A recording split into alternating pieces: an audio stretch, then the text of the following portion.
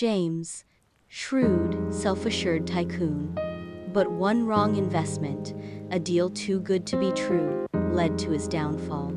Overnight, he lost everything: his company, his home, and the respect of those who once looked up to him.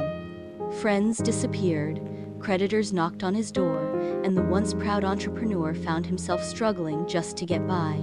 Days turned into weeks, and weeks into months. James fell into despair, blaming himself for his misfortune. He spent his days wandering aimlessly, unsure of how to start again. One evening, exhausted and lost in thought, he found himself in a quiet park, watching an old man sitting on a bench, carefully carving a broken tree branch into a beautifully crafted walking stick. Curious, James approached him. "Why are you wasting your time on something broken?" he asked. The old man chuckled and replied, "Because even broken things can serve a new purpose. A crack doesn't mean it's useless, it means it can be reshaped." James pondered those words. He had been so focused on what he had lost that he failed to see what remained: his knowledge, his experience, and his will to rise again. Inspired, he decided to start small. He took on freelance consulting jobs, sharing his expertise with struggling startups.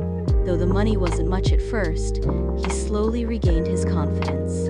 With time, he built a new business, one founded on resilience and wisdom from his past mistakes. He treated employees with more compassion, made smarter investments, and most importantly, embraced failure as a stepping stone to success. Years later, James was back on top, but this time, he wasn't just a businessman, he was a mentor, guiding others who had fallen on hard times. One day, as he walked through the same park where he had once felt lost, he saw another man sitting on a bench, looking defeated. James smiled, sat beside him, and said, "Let me tell you a story about a broken branch that became something beautiful.